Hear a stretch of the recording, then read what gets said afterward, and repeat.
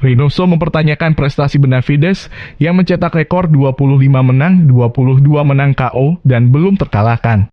Eddie, portar ese cetro para ti porque no es de un campeón, es de ti, Eddie. Es un orgullo. David Benavides adalah petarung yang bagus, tetapi bagi saya, dia belum mencapai prestasi yang patut dibanggakan.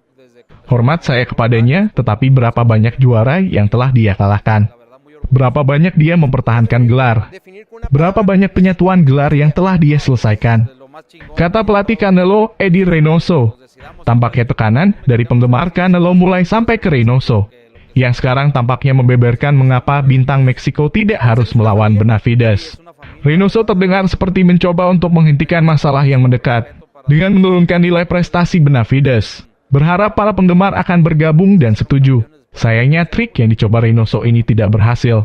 Dia dapat merendahkan pencapaian Benavides di masa lalu semaunya, tetapi para penggemar masih akan terus menuntut agar Canelo melawannya, karena mereka mengenali bakat Benavides ketika mereka melihatnya.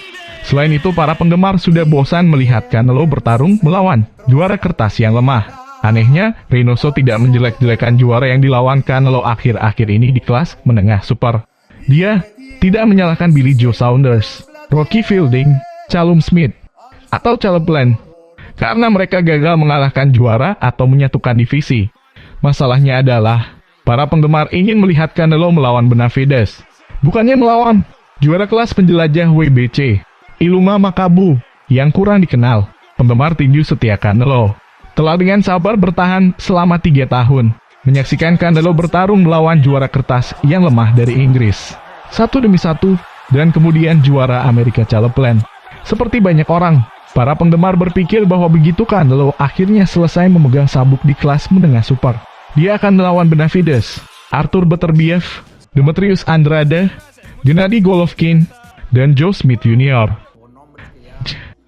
Tampaknya Reynoso membuat alasan mengapa Canelo harus terus membungkam Benavides, alih-alih memberi penggemar apa yang mereka inginkan dan pikirkan tentang mereka untuk perubahan. Reynoso malah menyajikan kembali hidangan yang membosankan. Ini agak menyedihkan di mana rasa kewajiban Reynoso dan Canelo.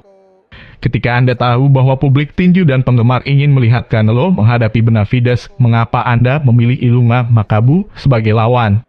Jika ini hanya tentang Canelo membangun warisannya untuk membuat generasi mendatang kagum, itu adalah langkah bodoh. Karena para penggemar dari masa depan tidak akan peduli. Tidak ada yang peduli tentang berapa banyak gelar yang dimenangkan seorang petarung yang melawan juara lemah. Rata-rata penggemar tidak peduli dengan hal semacam itu. Anda dapat memperdebatkan alasan utama Canelo mengalahkan juara lemah di kelas menengah super dan kelas penjelajah adalah karena uangnya yang mudah, dan dia tidak perlu mengambil risiko dipukuli. Jika Canelo melawan Benavides 2 atau 3 tahun lalu, dia kemungkinan akan kalah darinya, dan bayarannya akan menurun, karena para penggemar mengharapkan dia untuk mencoba dan membalas kekalahan itu. Ini sangat bisa diprediksi. Benavides akan mengalahkan Canelo 3 kali berturut-turut dan karirnya akan berakhir. Tapi daripada melawan Benavides dan mengambil risiko menyaksikan karir Benavides meledak, Canelo membuat alasan bahwa dia ingin menyatukan gelar di divisi kelas menengah, yang kebetulan memiliki 3 juara lemah dari Inggris yang memegang gelar dan seorang Amerika yang memegang sabuk lainnya.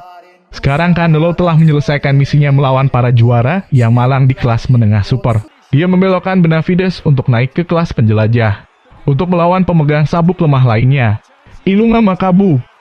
Sangat jelas apa yang dilakukan Canelo, tinggal bagaimana para penggemarnya melihat melalui kacamata masing-masing. Salam olahraga, selalu jaga sportivitas. Salam, dan salam dari Tinju Dunia 2021.